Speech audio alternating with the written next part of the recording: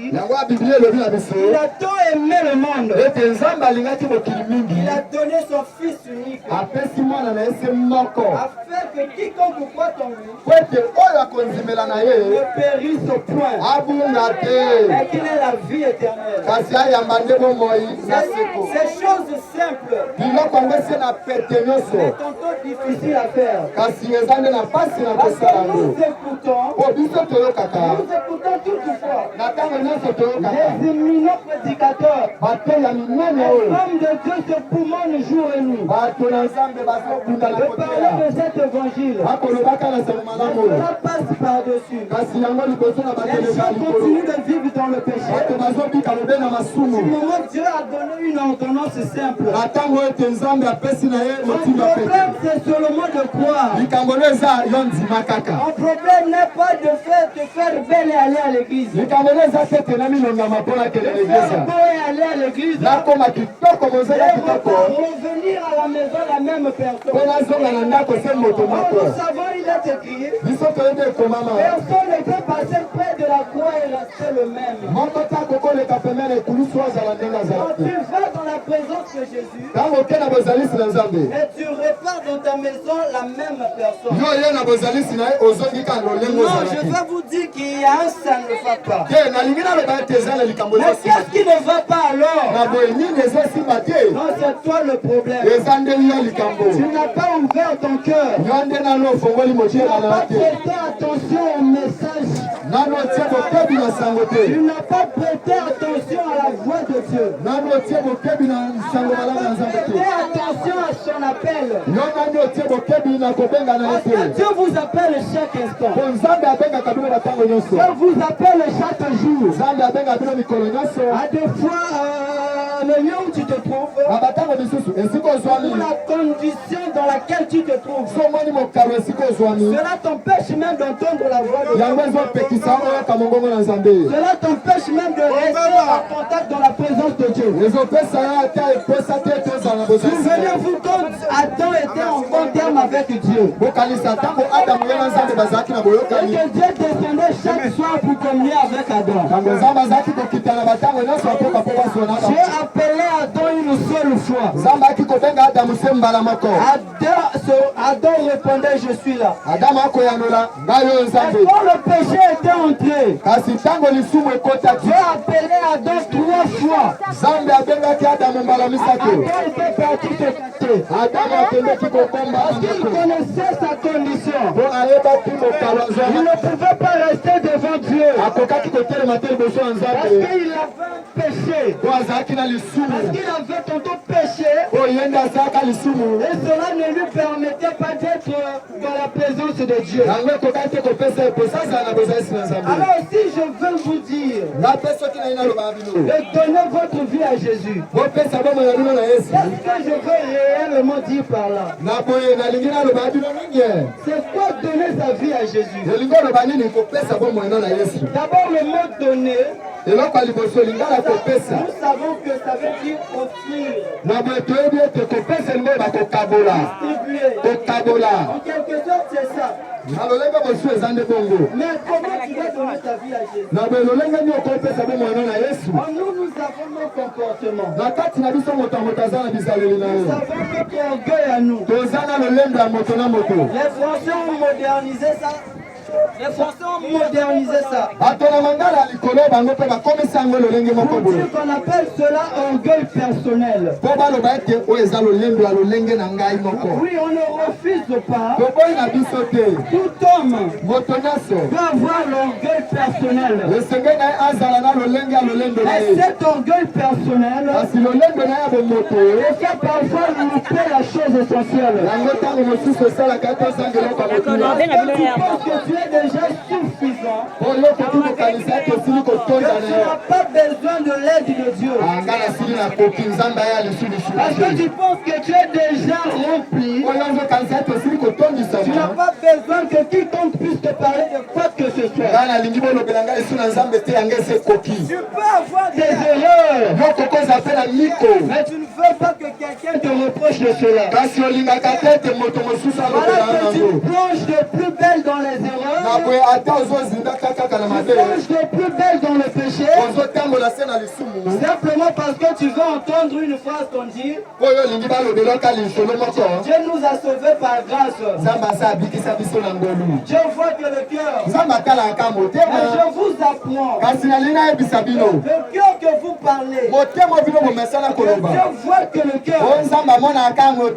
Nous ne voyons pas ce qui est dans ton cœur. Nous pour savoir ce qui est dans ton cœur. Nous allons voir ton extérieur. Parce que ce qui se fait à l'extérieur est le reflet de ce qui est à l'intérieur. Tu ne peux pas avoir un bon cœur et continuer de mener une vie de silure. Continuer de mener une vie d'impudicité. Et d'incrédulité. Pour faire savoir Dieu ne regarde seulement le cœur. Je vous pose une simple question. De quel cœur veux-tu parler?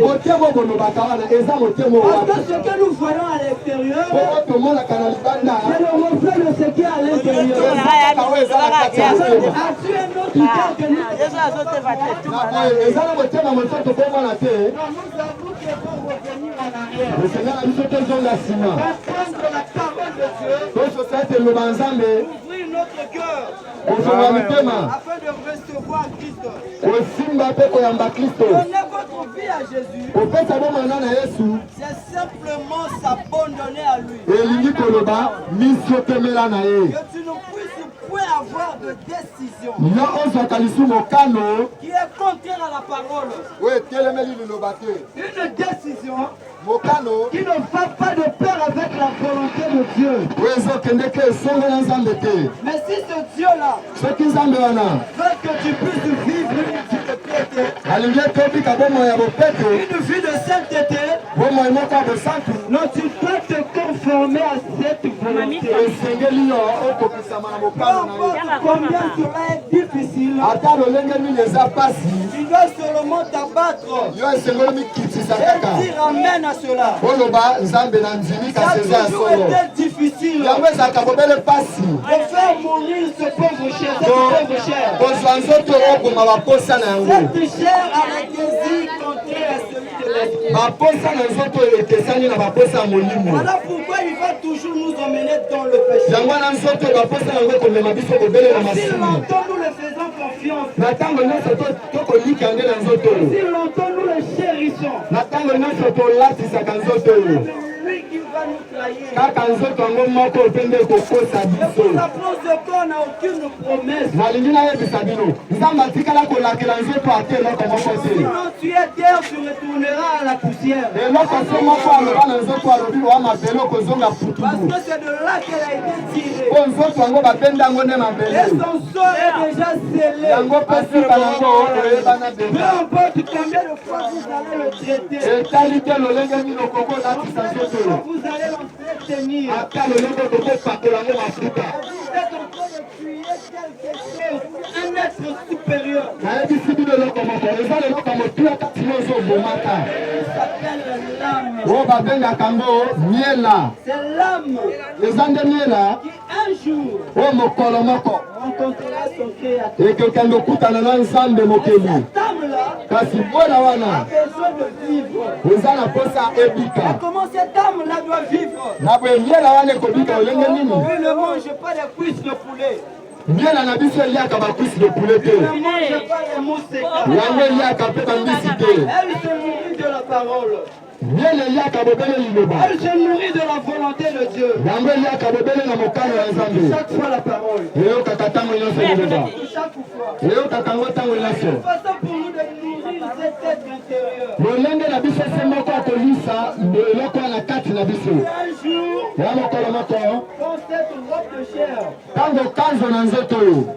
va nous lâcher. Ekotika biso to tokokufa. Par le canal qu'on appelle la mort. Na nzela na babo babengi liwa. Cet être-là. Kasi ye moto na kati wana. Traverser le Jourdain. Yende moto akokatisa libulu na liwa. Rencontrer son créateur. Po akende okutana na mokeli na ye. Mais si toi ici. Soki yo na mabele awa. Tu n'as pas pris la décision. Ozwa nanu mokano te. Tu n'as pas pris l'engagement. Otikala ozwa mokano te. De donner ta vie à Jésus. Opesa bomoi na Yesu Kristo. Quelle sera ta destinée éternelle? Na boemi tuna tango na kokufa na okende wapi? Que nous avons un enfer à éviter. Po biso toza na lifelo ya kokeba okende. Un ciel à gagner. Pe lola ya kolonga. Mais comment nous allons éviter l'enfer? Na boemi tuna nga na kokeba na lifelo ndenge nini? Gagner le ciel. Pe na kolonga lola lolenge nini? Donc tout cela, na lolenge moso. Cela dépend de la décision que tu prendras aujourd'hui. Eza kotala na lolenge oyo kozwa mokano lelo. Faut prendre une décision. Vokoki kozwa mpe mokano lelo. Difficile que ça doit être.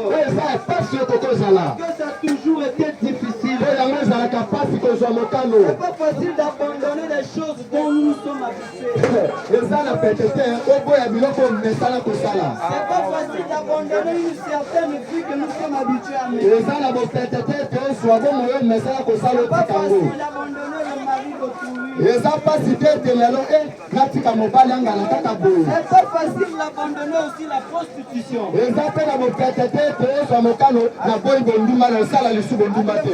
C'est ton seul moyen. Na boye ntango mosusu eza te lolenge na moko. Pouvoir prendre soin de toi-même. Mpona ozwaka osungaka nzoto na yo. Oh, mais nous avons quelqu'un. Na boye nalingi nayebisa biso Il toza na nous a moto promis. oyo alaka biso. Si vous vous abandonnez à moi, Soki bino bomitiki na ngai prendrez soin de vous. nga na kozwa mpe na kosunga bino. Mais quand tu regardes les circonstances, Soki ozomona mikalo tu essaies d'imaginer ozomeka kotala comment est-ce que je vais faire. ndenge nini nakosala J'arrive à abandonner mon activité. soki natiki mosala na ngai La oyo prostitution. bondumba na ngai Comment je vais faire ngai sikoyo nakosala ndenge nini venir à mes besoins. mpona nazwaka biloko naza yango Jésus posa. nous a dit, Kasi Yesu alobi na biso abandonnez-vous bino bomotika kaka et je prendrai soin de vous. ngai moko nakozwa oyo etikali. Voilà pourquoi il est nécessaire yango wana eza na à esengisi chacun de nous bomoko moko na biso pouvoir prendre une décision. ozwa mokano.